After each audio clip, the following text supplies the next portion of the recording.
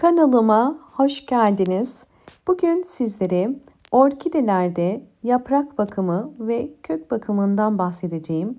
Orkidelerin sağlıklı yapraklar, çiçek çıkarabilmesi ve de aynı zamanda sağlıklı kökler çıkarabilmesi yaprakların sağlıklı olmasına bağlıdır.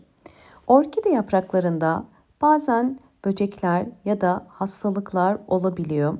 Bu tarz durumlarda orkidelerin gelişimi durur ve orkide yeni çiçek dalı çıkarmaz ve yeni kökler çıkarmaz ve yapraklar zaman ile canlılığını yitirir. Bir orkidenin sağlıklı olduğunu yapraklarına bakarak anlayabilirsiniz. Yapraklarınızın rengi yeşil, canlı ve parlak ise bu orkidenizin sağlıklı olduğu anlamına geliyor. Bakın, sağlıklı bir orkide bu şekilde hem yeni çiçek dalları da çıkarıyor. Yapraklarına dikkatlice baktığımız zaman bakın parlaklık ve canlılık var. Yine bu orkideye baktığınız zaman çiçekleri var ve çiçekleri olduğu halde tekrardan bakın çiçek dalı çıkarmaya devam ediyor. Bu orkidenin yapraklarının ve köklerinin sağlıklı olduğu anlamına geliyor. Elimde yaprakları sararmaya başlayan bir orkide var. Yaprak sararması orkidelerde çok sık rastladığımız bir durum. Özellikle orkidelerinizde aniden yaprak sararmasının olmasının birçok nedeni var. Bakın, bu orkide sağlıklı bir orkide çünkü yeni bir yaprak çıkarıyor ve kökleri de aslında sağlıklı görünüyor. Fakat görmek üzere olduğunuz gibi yapraklarında sararma var. Bunun nedeni orkidenin alt yapraklarının yaşlandığını ve yeni yapraklar çıkarmak istediğini gösterir. Yani bu bir hastalıktan dolayı değildir. Orkideler genelde eğer ortadan yaprak sarartıyorsa bu da tamamen mantar hastalığından dolayıdır. Ve bu tarz orkideler fazla ve yanlış sulamadan dolayı bu hale gelir ve hızlı bir şekilde bütün yaprakları sararır. Şimdi sizlere orkide yapraklarını hastalık ve böceklerden kurtarabileceğimiz en etkili 3 önemli püf noktadan bahsedeceğim. Bu 3 önemli püf noktayı mutlaka takip edin. Birinci yöntemde orkide yapraklarını korumak için ihtiyacım olan sadece su, pamuk, bir tane limon, yeşil limon ya da sarı limon olabilir, hiç fark etmez. Ve özellikle yapraklara parlaklık ve canlılık sağlayabilmesi için nem yağı. Bu da yine doğal ve natural bir yağ. Natural ürünler satılan yerlerden nem yağını alabilirsiniz. Nem yağını eklemesiniz de olabilir. Evet, şimdi limonu kesiyorum.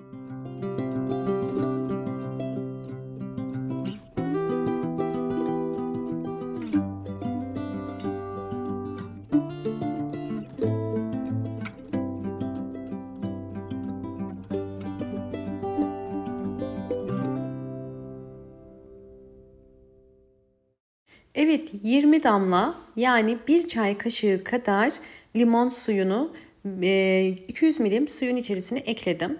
Ve üzerine yine 1 çay kaşığı kadar nem yağı ekleyeceğim.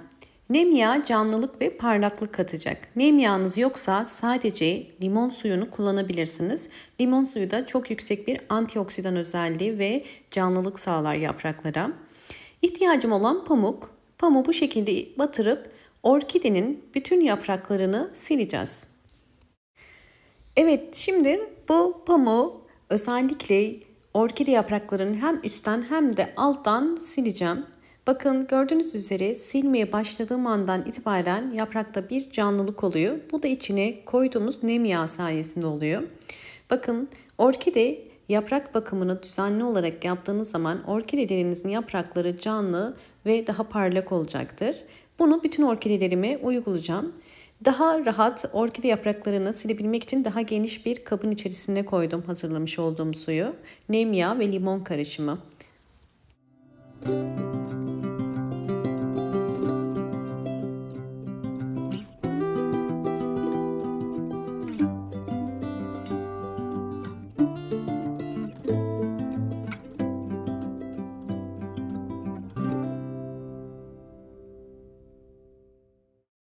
Videomu buraya kadar izlediyseniz ve beğendiyseniz hemen beğen tuşuna basıp kanalıma da abone değilseniz eğer bana destek olmak için abone olursanız çok mutlu olurum.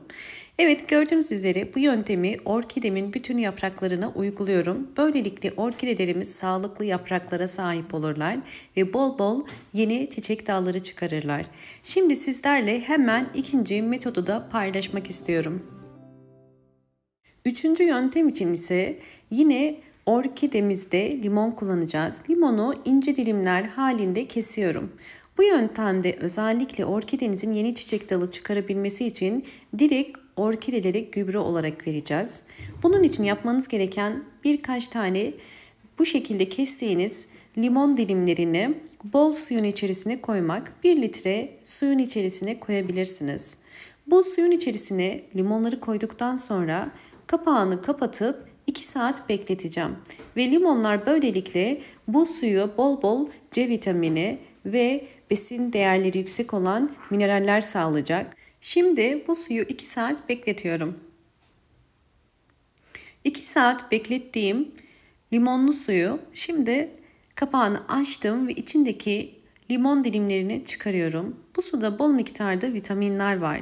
Ve özellikle antioksidan değeri yüksek olduğu için limonun orkide köklerinin daha sağlıklı olmasına yardımcı olacak.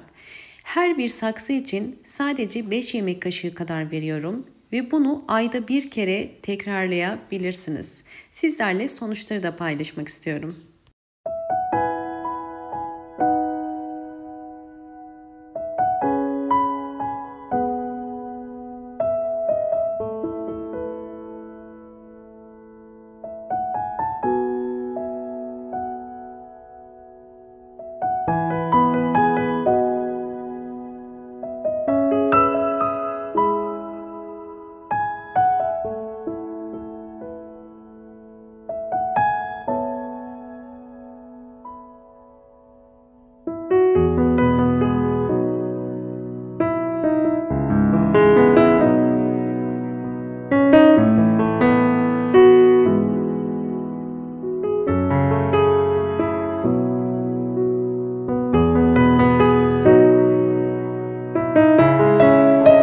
Üçüncü önemli püf noktayı göstermek istiyorum. Orkide yapraklarında bu şekilde yapışkan damlacıklar varsa ve yapraklar hızlı bir şekilde yumuşamaya başlıyorsa ve gelişimi duruyorsa ya da hiçbir şekilde orkidelerin çiçek açmıyorsa mutlaka yaprak altlarını kontrol edin. Bu orkidenizde trips böceği olacağını gösterir.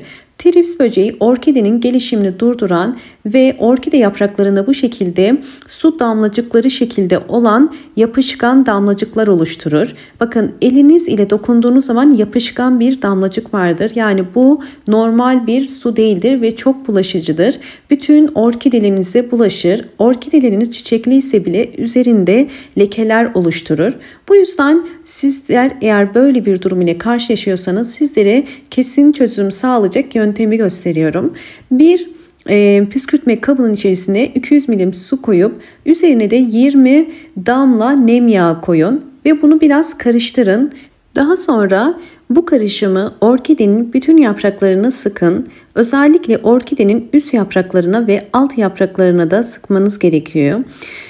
Bu kesinlikle çok önemli. Bu yöntemi orkidelerinizde haftada 2 kere yapmanız gerekiyor. Eğer orkidelerinizde trips böceği, unlu bit, kabuklu bit ya da örümcek gibi problemler varsa kesin sonuç almak için haftada 2 kere bu işlemi mutlaka uygulayın. Ve bu işlemin özellikle sonuç verdiğini gördükten sonra artık yapmanıza gerek yok. Bakın, sadece yapraklarına değil aynı zamanda bunu üst toprağa da sıkmanız gerekiyor. Ve bunu orkidenin dallarına da sıkmanız gerekiyor. Fakat orkideniz çiçekli ise kesinlikle çiçeklere dökmeyin. Bakın, burada su birikti. Bu suyu mutlaka almanız gerekiyor. Orkideleri evde büyütüyorsanız bu tarz sulamalar orkidenin mantar hastalığına yakalanmasına sebep olur. Bu yüzden mutlaka yaprak aralarına pamuk koyarak bu işlemi uygulayın. Yapmadan önce koyarsanız orkidenizi daha iyi korumuş olursunuz. Fakat orkidelerinizi sürekli dışarıda eğer besliyorsanız zaten bu işlemi yapmanıza gerek yok. Ve en önemlisi bu işlemi yaptıktan sonra mutlaka bol ışık alan ya da güneş alan bir pencere kenarına ve pencereyi de hafif yukarıdan açarak bu suyun üzerinde kurumasına yardımcı olacağız. Ve biraz da havadar bir yer olması gerekiyor. Bakın orkideleriniz eğer bu anlattığım püf noktalara dikkat ederseniz gördüğünüz üzere bol bol hem yeni kökler hem yeni yapraklar hem de yeni çiçek dalları çıkaracaktır. Orkideleriniz hiçbir şekilde çiçek açmıyorsa, çiçek dalı çıkarmıyorsa bu orkidenizde bir problem olduğunu gösterir. Eğer orkideniz sağlıklı değilse zaten benim anlattığım hiçbir sıvı bitki besini işe yaramaz. Bu yüzden mutlaka orkidenizin önce sağlıklı olduğuna emin olmalısınız. Bunun için de orkidenin yapraklarına bakmanız gerekiyor ve köklerine bakmanız gerekiyor. Eğer kökleri bu şekilde aktif, sağlıklı ise zaten orkideleriniz çiçek açar. Orkidenizin yapraklarında bir hastalık olmadığından emin iseniz orkidenize mutlaka sıvı bitki besinleri verin. Ayda bir kere dönüşümlü olarak muz kabuğu suyu ya da yumurta kabuğu suyu gibi karışımları verebilirsiniz.